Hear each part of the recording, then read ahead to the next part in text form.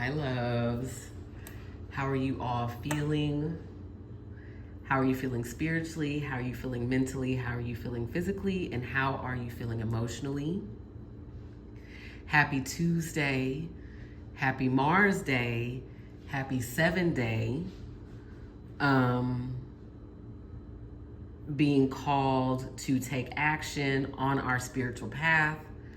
You may find yourself being led to things that you have neglected spiritually, things that have been put on the back burner, communication with your spirit team, being brought back into center, coming back grounded into yourself. So, with that being said, it has been a while since I have done a tarot readings, energy readings, and this is what I have been called to do today. So we're just gonna do a quick little energy check-in for today. And remember, like, videos are timeless. I don't care what the date says allegedly on the calendar. So whenever this message gets to you, it is in perfect timing. So what I got beforehand was, I'm not for everybody, but instead of for, F-O-R, it's the number 4. 4 deals with our foundations. 4 also deals with work. I'm not for everybody. So it may be employment, it may be foundations, which can deal with our homes, which can deal with our thought forms, which can deal with our own ideas about ourselves in this game of life. I'm not for everybody. And then I also heard the song You Don't Know My Name by Alicia Keys. It's the one where she's the waitress at the diner. Mos Def is the customer. She knows his order. I think he likes hot chocolate. But the whole time she's like, you don't know my name. She's looking at this guy. So that came.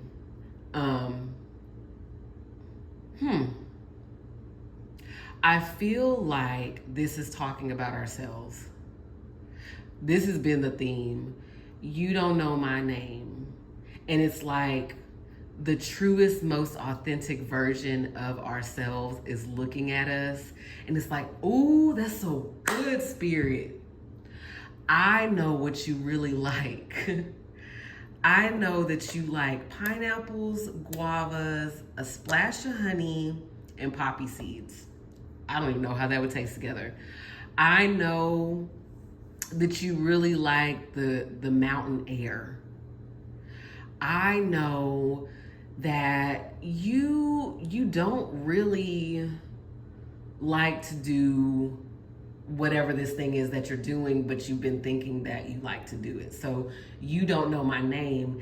And we, our most authentic selves, are offering ourselves an opportunity, my God, today, to be seen and to be able to not just exist, to be able just to, like, the time of just surviving and doing things just to get by is over. It is time to thrive. How do you thrive if you don't even know what thrives you?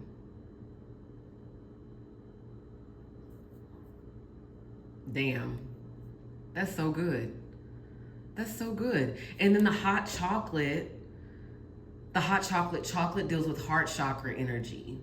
Cacao. She's like, oh, she's such a beautiful, oh my goodness. I used to work really heavy with cacao to do heart chakra work, forgiveness work, heart healing. And so if you're having difficulty forgiving yourself. So here's the thing. The harsher we are on ourselves, the more shame and guilt we hold against ourselves. That's the same shit that we put on everybody else. So we just project. Holding shame and guilt over your own heart and over your own head for what? And what can happen is it'd be like, oh, God forgive me, God forgive me, God forgive me, God forgive me. And it's like, forgive yourself. That is God forgiving you, is you realizing that you are worthy of love no matter. Like, if, and this is something like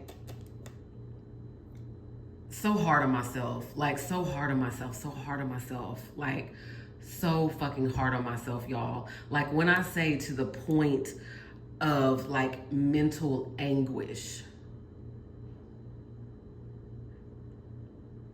like that bad. Perfectionism, like I didn't deserve to be forgiven. I didn't, and it's like, well, where did we get that from? And it's like bringing it back to the fire and brimstone, and you have to damn near be perfect and all these sins and all of this, and it's like, what?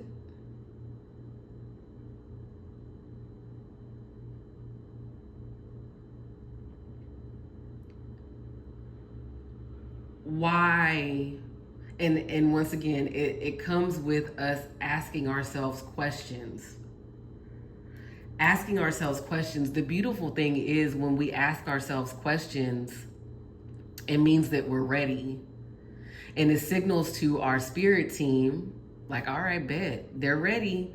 Okay, so now this not so random YouTube video on forgiveness and healing mother wounds is gonna pop up for you on your timeline, and you're gonna feel resistance to it.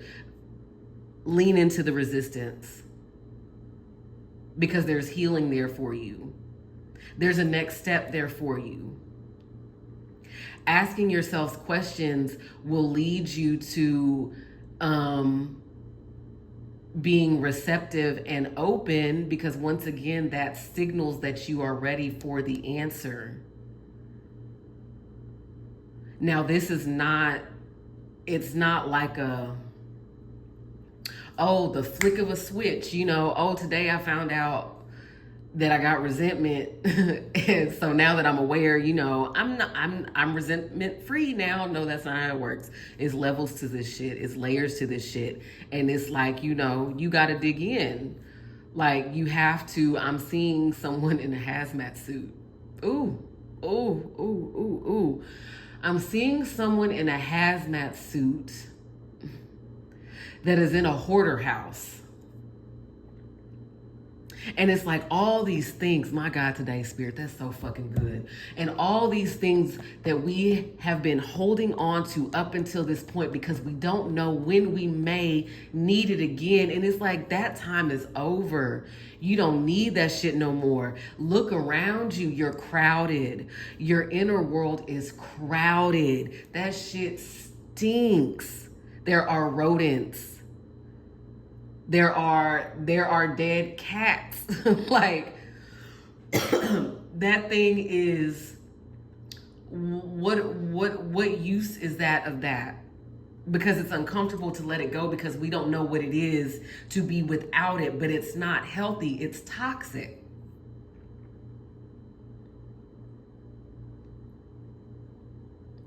So, somatic release. Somatic release exercises, vagus nerve, yoga hip opener release, hip opener poses, Oh yes, that's true. There is also somatic yoga. But because as these things come up, we still have to get them outside of the body. And so that was something that I didn't like fully comprehend. So I would do, just a little bit. Or I would like, oh yeah, I'm doing my I'm jumping, I'm moving my limp stuff, I'm doing my stuff, but it wasn't enough. Like we have to keep going. I had to keep going. And for me, it was like I didn't want to acknowledge that I had rage.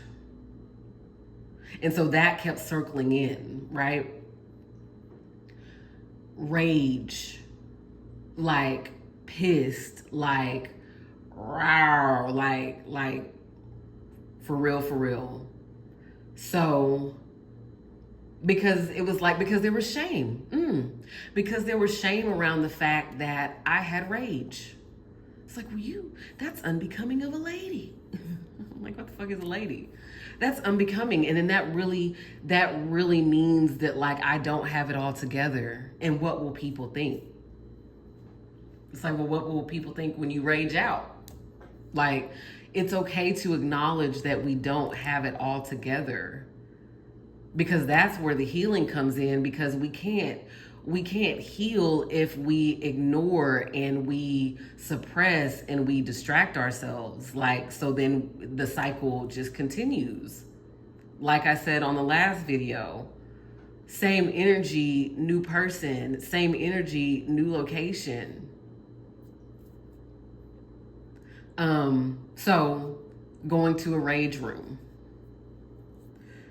That was so, ooh, I don't even know how to describe it except for those noises. Like that's all I got. But it felt good. And then y'all, it was a small space, but like people were coming and going. So it felt good to know that I wasn't alone in doing this healing. And that, like it's okay. It's okay. And they had a scream box in there that you could go to after you came out the rage room. And y'all, when I tell you I went in that bitch and I screamed, and it was people in there and I didn't even care. And Spirit is so perfect because it had to be orchestrated in that way, because old me would have been like, oh no, there's people, what will they think? And it's like, at what point do we say, forget what everybody else thinks, and my health, my peace, my bliss, my sanity, my balance, my fill in the blank is more important than what anybody outside of me thinks, because that keeps us stagnant. As long as we continue to hold ourselves back based on what the next person is going to think or say or feel or do, hell, how many things do we not do? For my people pleasers out there, how many things have we not done? My name is Lauren and I am a reformed people pleaser. How many things have you not done in order to please the next person, and then you end up feeling resentful? You end up feeling frustrated because that is going against ourselves. And then it's like, this shit doesn't feel good. But the thing about it is, nobody asked us to go against ourselves to please anyone. That was all us. So we can't be upset.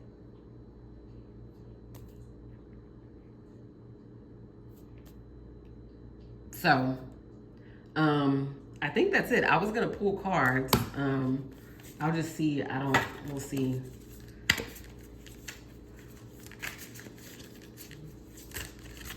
Bottom three, and this is the Occult Tarot by Travis McHenry. Yeah, yes. I know that's right. You can't make this shit up. What's the order? And there's nothing to fear about the occult. There is nothing to fear about the Goetia. There's nothing to fear about the hidden. That is where true freedom lies. Through darkness comes the light. Through darkness comes the light. There is a reason why the darkness has been, I don't like to use the word demonized, because a demon is a helper spirit. 11:11 on the clock. New communication coming in about your foundations. You cannot make this shit up. You can't make this shit up. Like, and here we go. Everything is within us.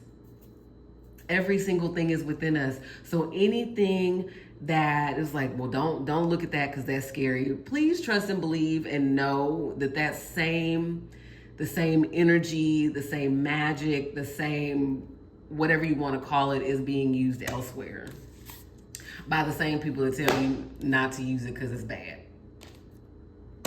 So we have the Death card, Lucifer. We have the Tower card. We have the Nine of Pentacles.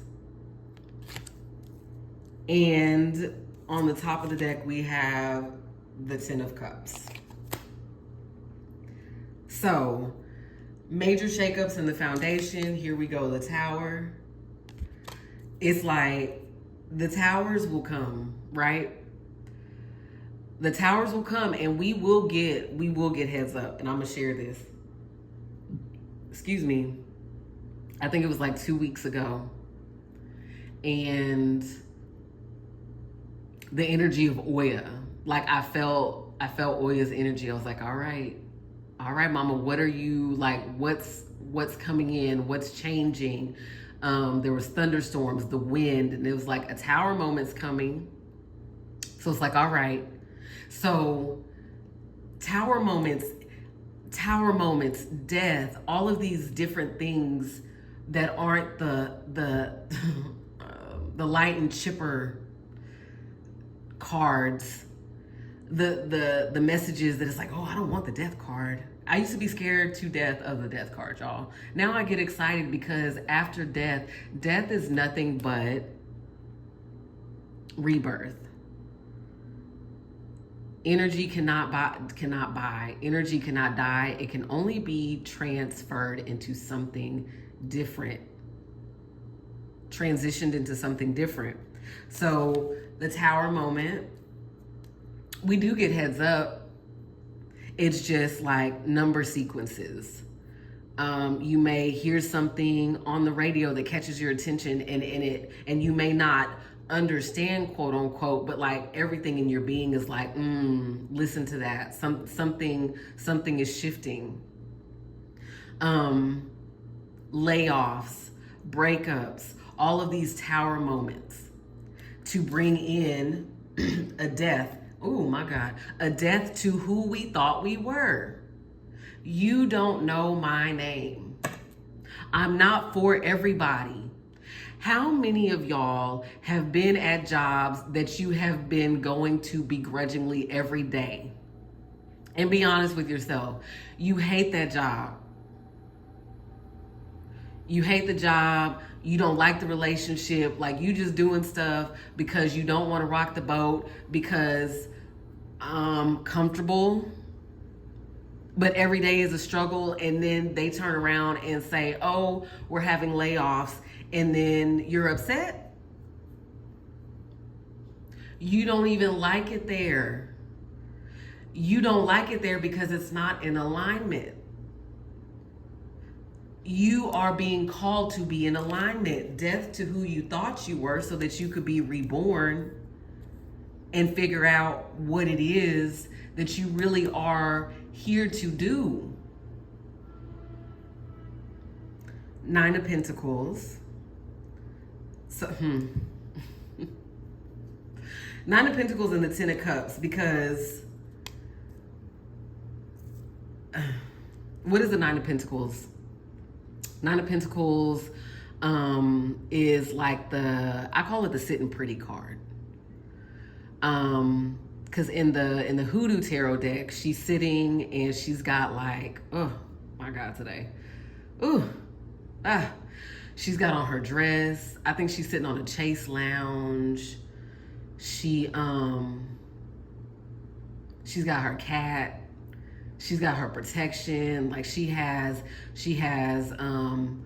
the books, the money, the protection, the spirituality, the ease, the comfort, the connection. She knows who she is. She knows who she is.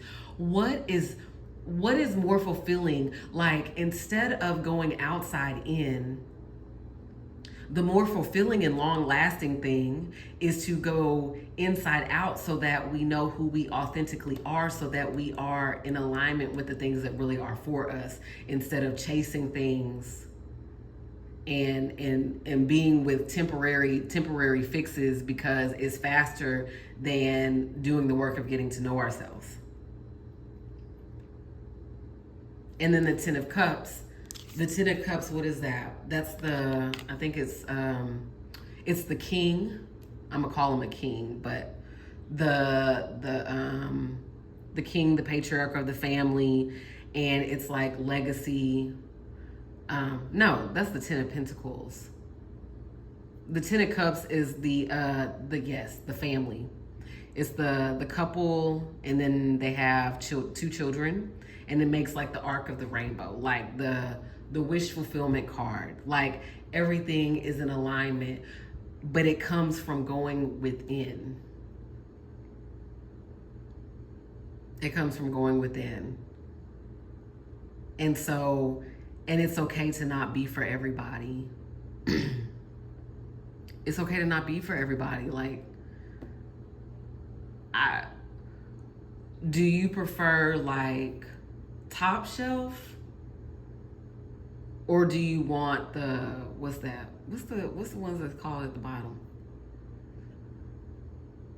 Do you want the appointment where it's like you need to be vetted and it's only for specific people that can make it past those doors to the appointment?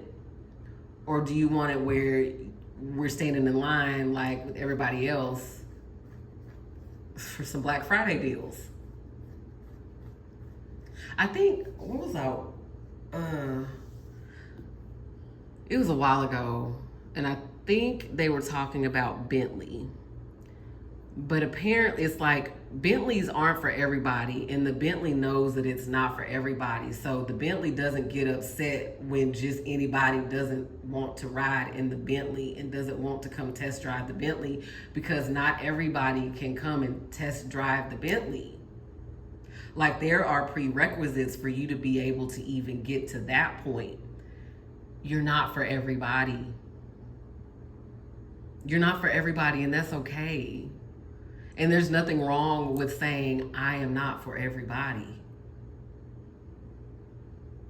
I don't even know what that looks like, but I know that this isn't it, and I am committed to learning who I am. I'm committed to, I'm committed to learning who I am, to remembering who I am. The truest, most authentic version of me. That's love. That's God. That's love. That's God. And I think that's it. I love you all. I hope you have an amazing day. An amazing day, an amazing night, whenever it is that you see this video. And may it leave you, how may it leave you? May it leave you more aware when you end than you were when you press play. Bye.